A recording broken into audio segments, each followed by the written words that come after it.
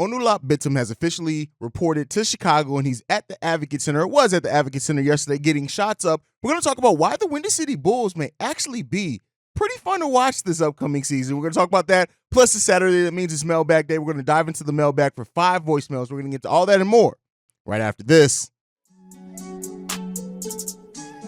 You are now tuned in to Chicago Bulls Central, your number one place for all Chicago Bulls news and content.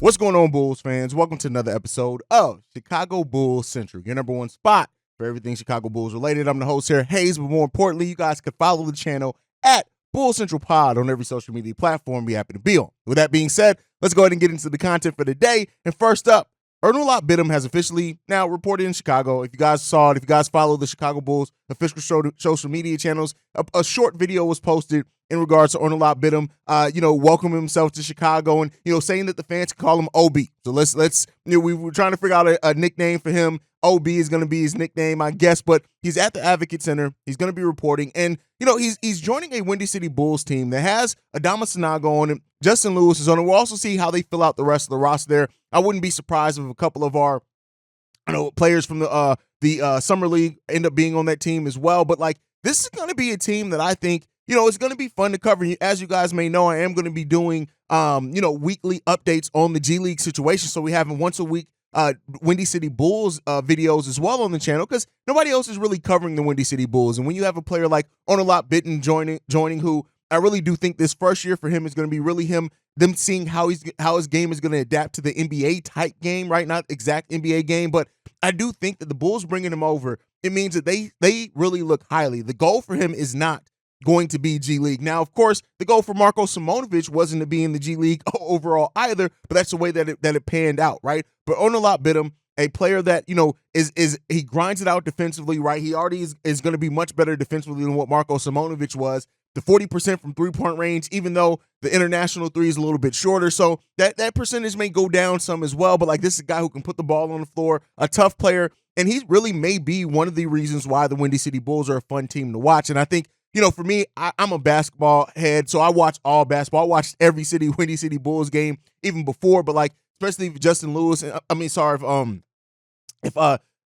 Dalen Terry still spent some time down in the G League, or Julian Phillips spent some time down there as well, there's going to be more than enough reason on why the Windy City Bulls could be fun to watch. And as well, we got a development coach down there who's going to be helping out with that stuff too. So as this Bulls team kind of shifts more and puts more of a focus on development, it's going to be interesting to watch, and we'll be giving that coverage here. But Lop is now here. We'll see if he finishes the season down in the G League. But this is a guy that I'm honestly pretty excited about right now. Those expectations are tempered, right? I'm not expecting him to come in and be a superstar at the NBA level or anything like that. But I do see the potential in him to be a two-way player at the NBA level that it could be difficult to guard and be a tough defender himself, and that can be one of the better role players on the NBA team. So we'll see if that ends up coming to fruition, if that's end up what he develops into. But I do think that all eyes are on him, Justin Lewis, Adama Sanago, and we'll see what they can end up turning into. Can the Bulls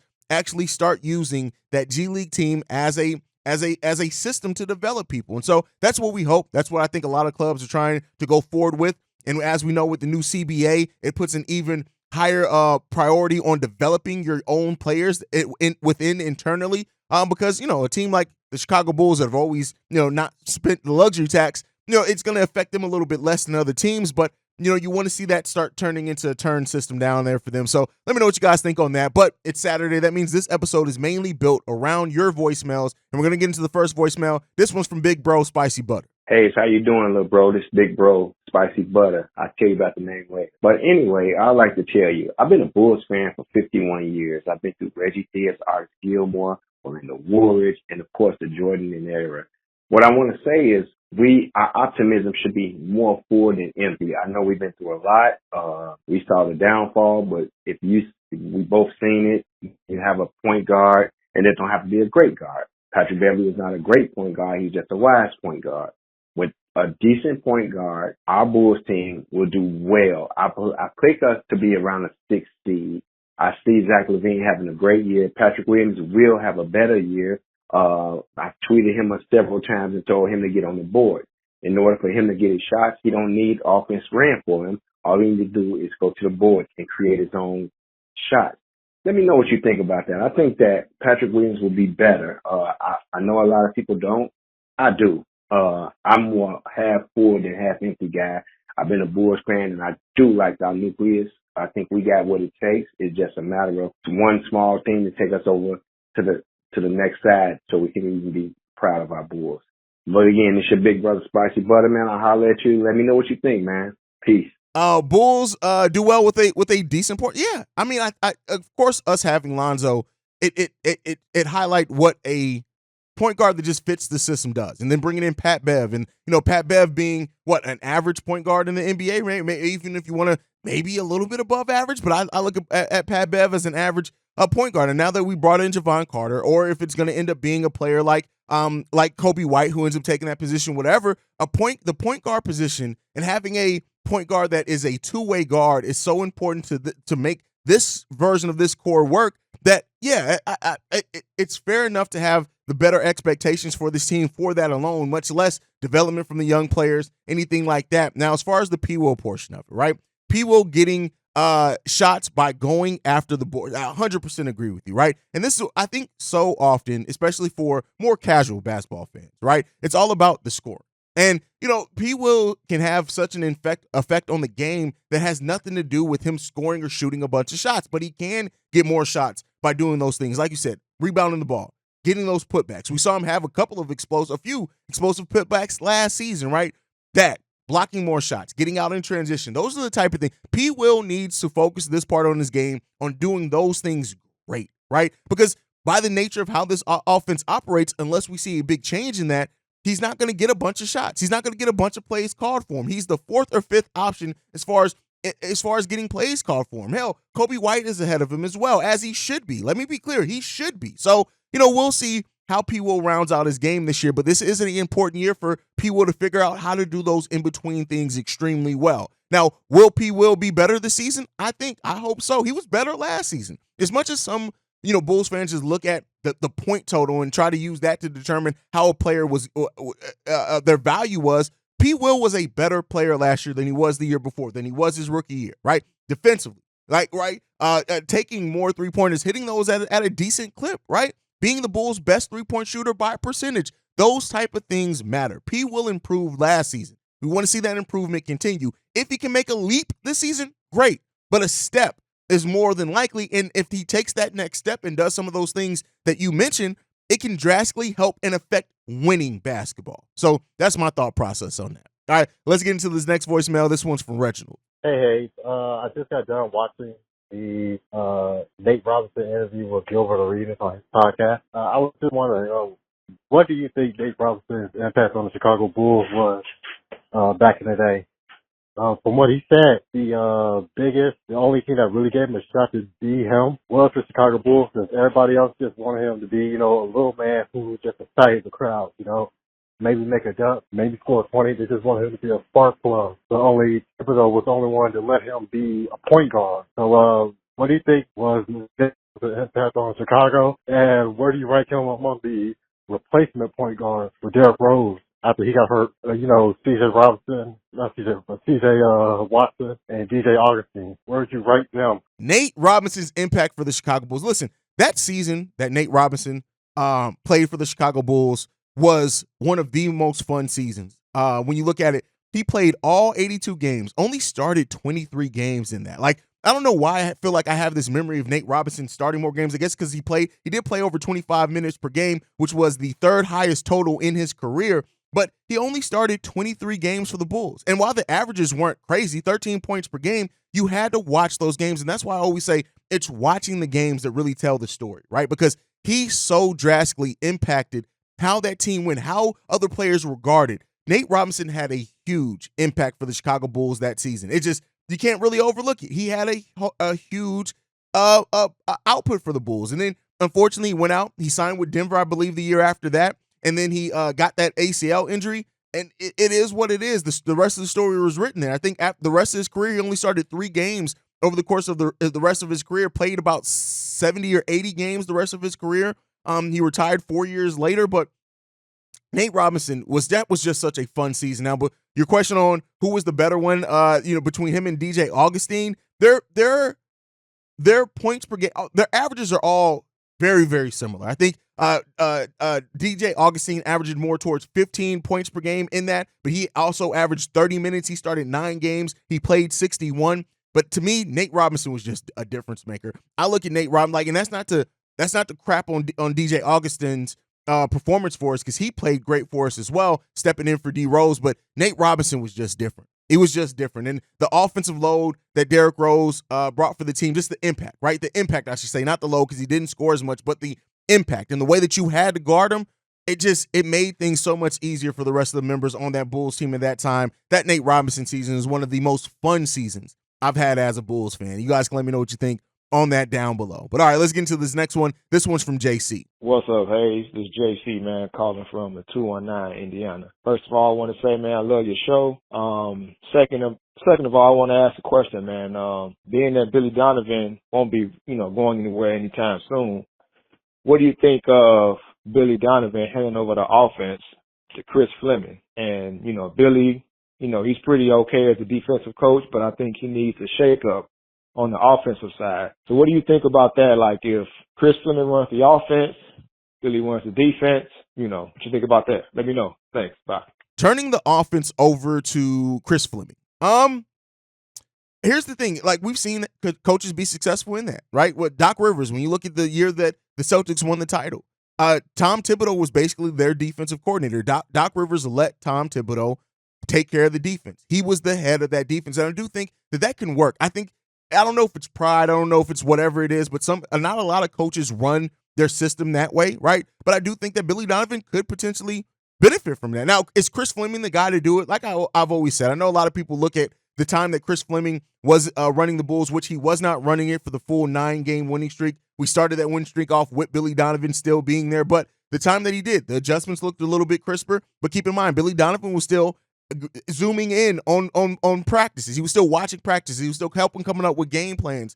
Chris Fleming is, last year, we haven't got that poll to come out yet this season, but he was voted, I think it was the second highest as far as assistant coaches that NBA execs thought would be a great head coach. And so empowering him could be the thing. But keep in mind, listen, I know Billy Donovan signed an extension, but best believe if AK and Eversley are worth their salt, they're also looking at Chris Fleming and saying, hey, man, we got to do what we can. If they view Chris Fleming as that guy, like, I always say when people ask, like, well, who can replace Billy Donovan? What's the name you go out and get? I always say, I don't want another big name coach. I want a guy that can come up and build their system and be here for years. That's why I want you to build the next great head coach. I don't want you to go out and try to sign a big name. It didn't work for us. And if they view Chris Fleming in that light, maybe he's just waiting in the wings. And I don't mean to be like how Jim Boylan did to what was the coach there? Fred Hoiberg, right? But I mean, like, just naturally, if they do eventually move on from Billy Donovan, maybe they already think they have their next head coach, and they're looking at how Chris Fleming is operating with the players in the system, things like that. So we'll see. I think, though, that with Billy Donovan, how stagnant things can get in some of his offensive schemes, he may be able to benefit from empowering a assistant coach to be that guy to kind of take over and coach and maybe get a little bit of a different look, have a different perspective on things. You never know. I'm not saying you're wrong. I just, I try to be more fair and even keel with the Chris Fleming thing. But, hey, like I said, you never know. The next Bulls head coach, regardless of when it happens, could already be a coach here. But, all right, let's get into this next voicemail. This one's from Mike Jones. What's up, Hayes? It's Mike Jones. Man, we talked a lot about Kobe, talked a lot about Patrick Williams, talked a lot about a lot of the other players, but we got to focus on Nikola Vucevic. I watched the USA game against Montenegro. And I mean, I guess for me, what I saw was a team centered around Vooch, or a lot of things running through Vooch. And it led me to think that should Billy Donovan stop trying to run things through Zach LaVine, stop trying to run things through DeMar DeRozan, and really focus the offense around Nikola Vucevic. And that's not to say Vooch gets the most shots. That's not to say Vooch, is like the number one on the team. What that's saying is allowing Vooch to facilitate and things run from the inside out. Like, pass the ball into Vooch. Almost kind of like how teams used to run through like Pau Gasol and things like that back on those Memphis teams and stuff like that. I just watched the way Montenegro played, and again, international play is different from NBA play. I get that, but he had Jaren Jackson on skates all night long, blocking shots. He looked involved. He looked engaged. And you mentioned on the pod, I think that's kind of what made me go watch some international ball. You mentioned on the pod, like, just how good he's been. And, I mean, it seemed like everybody got easier shots because things ran through Vooch. And he's not one that's going to be like a black hole in the center of by the basket, and you throw the ball in and it just don't come back out. Like, he'll pop that ball back out. And you talking about Zach LaVine catch and shoot. We know Kobe White can catch and shoot. I mean, I don't know what it would do for DeMar's game, but for our guys, Patrick Williams is cool with the catch and shoot in the corner. I think this will unlock so much better basketball for the Bulls if at least allow Vooch to touch the ball in the post, see if something's there first. If not, he can catch somebody on the cut, or they can catch him on the cut coming in, and he got the little teardrop joint, or you throw it out to one of the three-pointers and try. And like I said, this will get us some of those high-volume three-pointers, especially with Torrey Craig and Javon Carter on the team now too. Let me know what you think. Nikola Vucevic. Here's the thing. When you talk about playing inside out, that's what we've been calling for. Like me, Bobby, like the Cognac Boys, like we've been talking about that for a while. That does drastically change. Now you have to have players that can operate off the ball. And to your point, DeMar DeRozan isn't the best off the ball. Now, could he learn to adapt to it? I think he could. But if you use Vooch in similar ways like a Nikola Jokic, I'm not saying he can have that impact. I'm not saying that he's that caliber of player. I'm not saying that you could do all your offense all game through Vooch like you can through Jokic. But I'm saying even if you do a little bit more of that, that opens up the floor for everyone, right? Players that are good off the ball, like a Kobe White, like a Zach LaVine, right? That they can benefit from that. Even Alex Caruso cutting and the way that he moves without the ball, those things can help. And that's the type of thing that you want to add into your offense at least. That is where Vooch is his best. And while people crap on Vooch, that Orlando Vooch is still in there. And we got close to it last season as the third option. He's just not prioritizing the offense like he was before. And I do think that that's a way to open things up. As many people that want to see Kobe White, for example, be the starter here, Kobe White can operate. I'm not comparing the skill set or saying he can have the impact, but you can use him in similar ways to Jamal Murray if you do run more inside out with Nikola Vucevic and have him playing off-ball things. Players like Dalen Terry, again, as long as they're cutting and aren't the best shooters, you benefit when the focal point of your offense is inside. That's why the point forward and passing big man has become so influential in the modern day game of basketball, is because it opens up so much you still have to guard out on the perimeter as long as you have people who can either take players off the dribble, they're going to slash, or they're a threat to shoot. God forbid if you have multiple players that can do a little bit of all of that, but it changes the game, the way that you have to defend the game of basketball, because while some people, they kind of leave one guy packed in, right, to get rebounds if you're just a perimeter shooting team, when you operate from inside out, that focal point has to move around the inside of that lane. And because of that, if you have players that are moving and can shoot, eventually you find the open man if you're a good passing team. So I definitely think that could benefit Vooch. I think that could benefit some of the skill set of the players that we have on this team. I think it can make players more dangerous, like a Zach LaVine, who's great in catch and shoot and things like that. But we just haven't seen enough from Billy Donovan to where I think that that's even an option in his mind.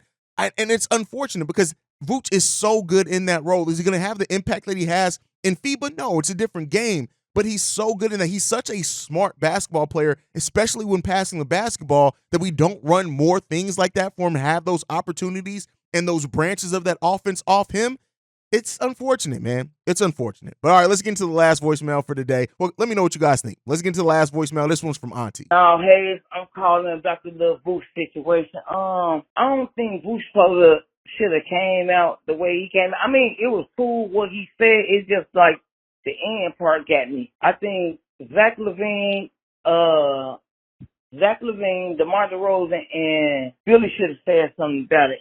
Like, first of all, Vooch, you saying this and you saying that. You got to put this shit on wax. We definitely want to see it because you was good during the season. Your defense was trash. Offense was cool. You stayed about 3.9 too much. First of all, I just don't know, hey. It just, I just don't know. We already being criticized, and Vooch didn't make it no better. The shit that he said, like he's a leader or something. Now, since he want to talk this and talk that, when the season start, you got to show us that you a leader. Cause you talking about this core shit. Only way this core go break up if Billy don't play IO, PW, and Kobe White. We got to see the identity. If Billy don't play that and we don't go to the play-in or we don't go to the playoffs, that's the only thing I think. This the only reason why I think the core be messed up. Other than that, DeMar on one. He's trying to chase that extension. Kobe White, PW, and IO. They know what the fuck they got to do. IO and PW just got an extension, so they definitely go try to grind. I don't think this core I don't think it's the end of it. I just don't think it's the end of it. Not at all. Billy, you got to play our kids. You have to play Dayton Terry. You got to play Kobe. You got to play IO. When they get hot, Billy, you got to stop that bullshit. You could not take them out once these boys on the run. Let these kids play. That's the only way we gonna see our identity. And Billy, you messed up a lot of situations during the games last season. I didn't like how you coach. I just didn't like. And then Patrick Beverly coming in the second half of the season like you was the best coach ever. No, we did not see that. You want to coach these NBA players like you coach in college. You could not do that. I just want to see a new identity. The way Vooch came out talking about he a leader and all this shit, this and that. Motherfucker, you only play defense. Move your big feet.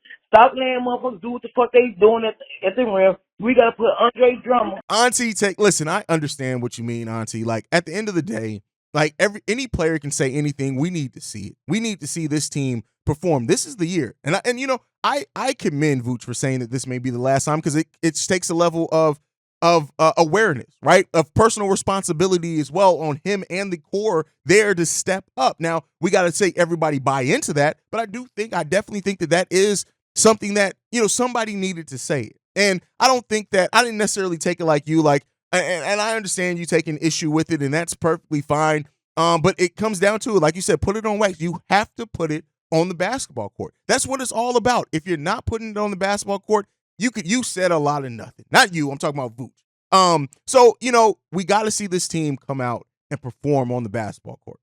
That's what it is. That's what we need it to be. Now, hopefully this season, we are talking about a team that's more dangerous. We're talking about a team that takes it a little bit more serious. We're talking about a team that discovers that edge that you talk about, that identity that you talk about. Hopefully, Javon Carter is bringing the Chicago that we need to the Chicago Bulls because guess what? We need it. And this team, as much as we have some good guys, good like Zach, good guy, DeMar, good guy, Patrick Williams, good guy, we don't got a lot of edge on this team. And we need to develop that edge. And hopefully that is something that the coaching staff, that the front office, that the players, everyone identifies that they need their identity. And if they can establish that in training camp, in preseason, in the first couple of months of the season, then that is going to pay off big time for the Chicago Bulls as the season ends. But let me know what you guys think on all that down below. That's my time for today. Make sure you guys are following the show at Bull Central Pod. You can send us any feedback, questions, comments, concerns, bullcentralpod@gmail.com. Lastly, if you want to leave a text message and our voicemail for our mailbag episode, which we'll have another one tomorrow, the number to do so, 773-270-2799. We are the number one spot for everything Chicago Bulls related because of you guys, and we've been doing it for 2 years, and we're going to be doing it for 20 more. I love you guys, man. I like to end every episode on Go Bulls. Love you guys. See red if you can, y'all. Peace. This has been a presentation of the Break Media.